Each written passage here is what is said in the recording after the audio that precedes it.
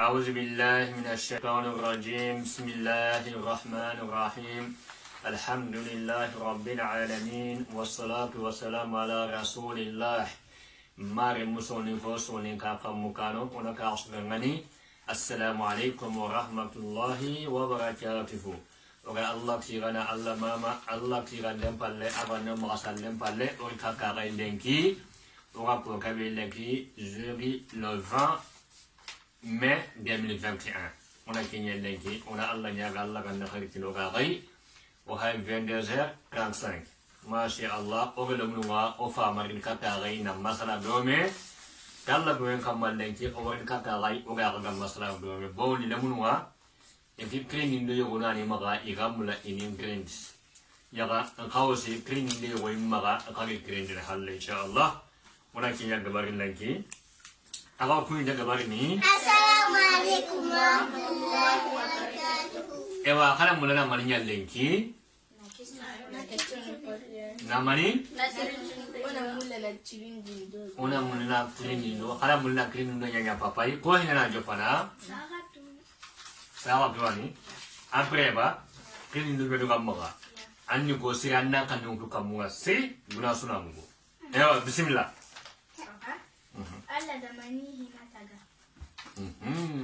Sarah tuti Allah ga mani hina kaga.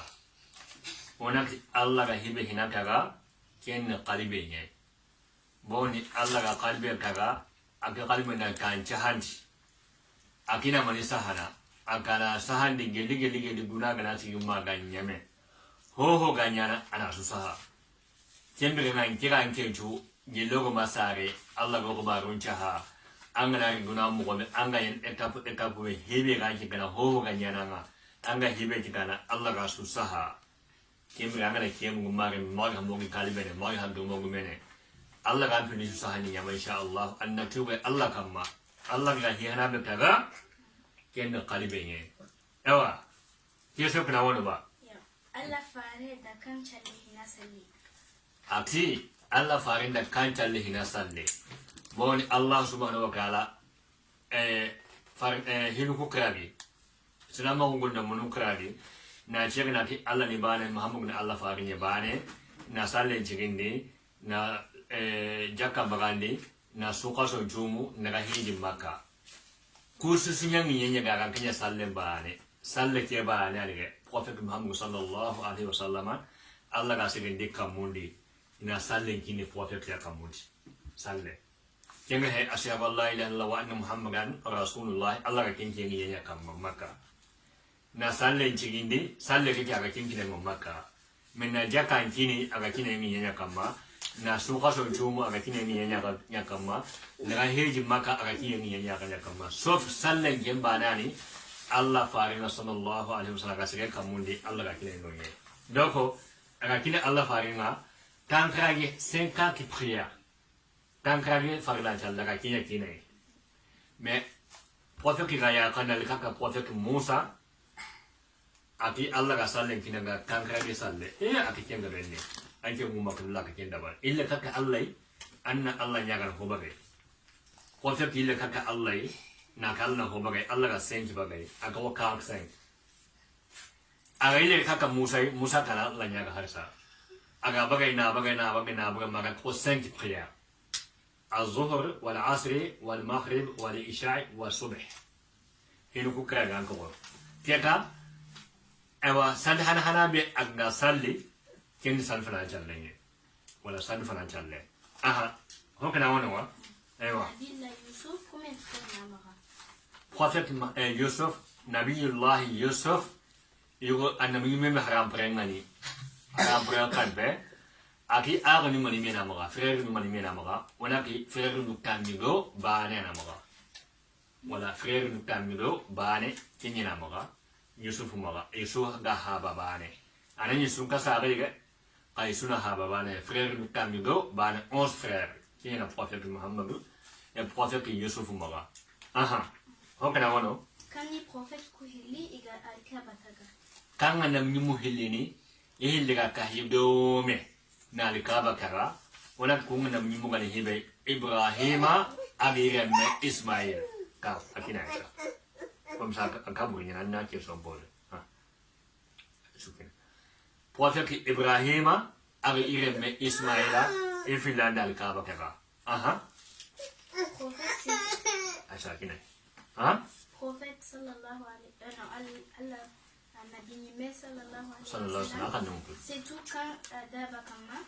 agani dagana bakmidas Allah faringa sallallahu alaihi wasallam ay gani ke salle ke be woni aga barenga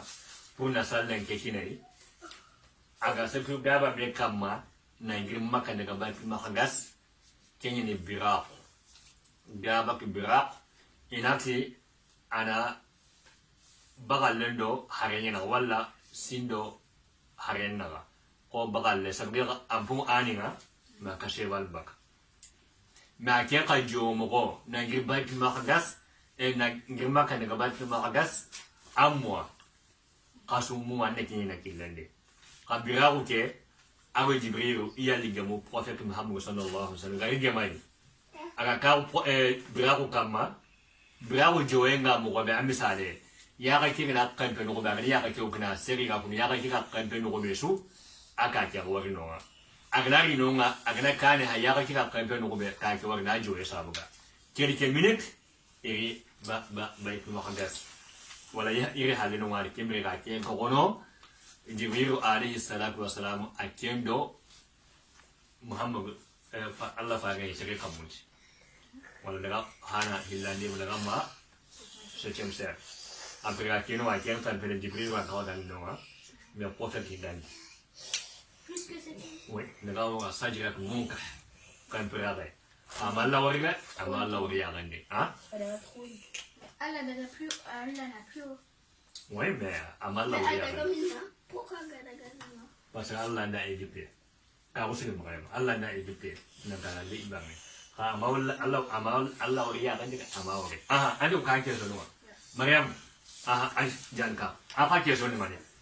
comme prophète nyamulla na Allah ngari ayohin Allahu akbar ati kanga na mimeni agyamulla ina Allah wariya gande kien prophète ki gani hibe kien prophète ni Musa alayhi salatu wassalam anda anaka naki Allah bi ko ya aki Musa aka Allah bi wallah akiyam mulaina Allah wariya gande Allah kimani agayi monkani yo wasikilo wajide monkani Allah kana kempai gelagara kakina jabaka magani su awikel Allah ngaliya gande me Allah subhanahu wa ta'ala no bucini ne go filimia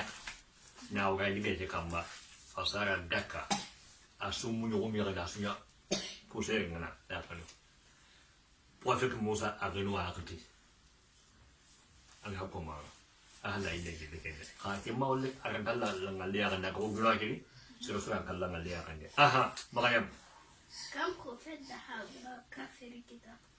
ke ka prophète ni aha ba ni kafirina wana ki Ibrahim alayhi salatu wassalam prophète Ibrahim aha ba ni kafirina ewa kra kafirina maka tubi aha comme prophète il est d'ailleurs kafir kita ki ka prophète no yelleni iya ko ngali kafirina prophète no ko na mi ko fille nabi la nuh aya kan ni kafirina nabi la lut aya kan ni kafirina kusu anam mi mo fille iya ko fille ni kafirina Allahu akbar aha aduka iya su keso amma Abu Hurairah togo nimani Abu Hurairah kakaje ko ni manne Abu Hurairah ka ko ni Abdurrahman bin Sakhr al-Dawsi wala Dawsi no wa village ya ka ka village Abdurrahman bin Sakhr al-Dawsi Abu Hurairah ko ni ya duka ewa Musa keso wa mo ba aha Aisha keso wa mo aha green ba prophète aha aku sini asuhan kene kana aha Allah fare ke prophète Muhammad sallallahu alaihi wasallam ama maka wonni koyi ama maka wonni amina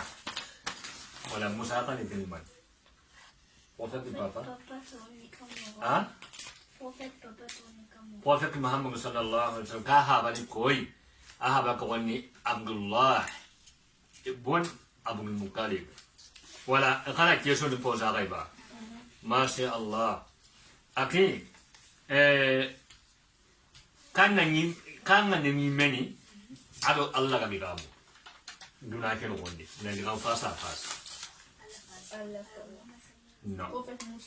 Prophète Musa alayhi salam, qui est Kalimullah. Ina kallama Allah no Kalimullah Musa ni, alors Allah ga bigamu duna ken wonde. Alayhi salam wa salam. Aha. Kana mimani Khalilullah Allah me jange. Ibrahim teni wa khaja Allahu Ibrahim khalilan.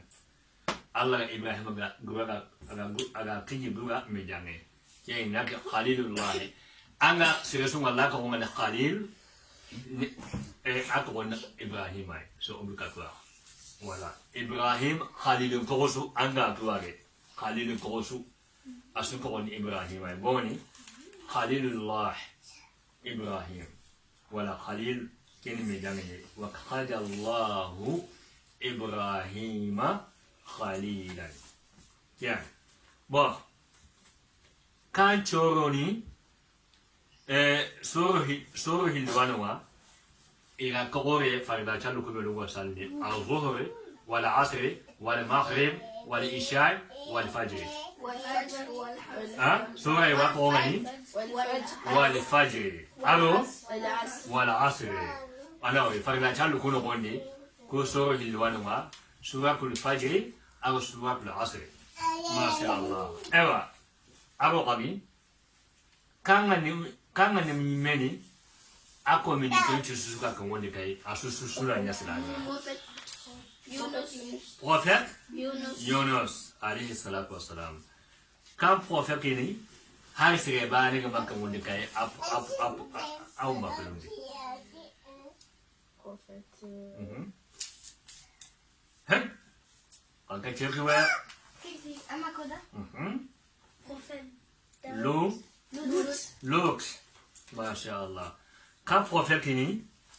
nyaran ga gatoni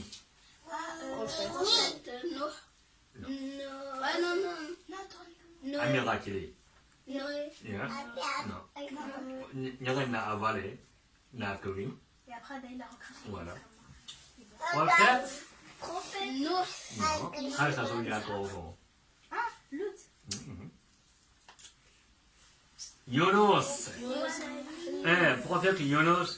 kan prophet kinda baton da bai no masha Allah bon wanda ba kana ko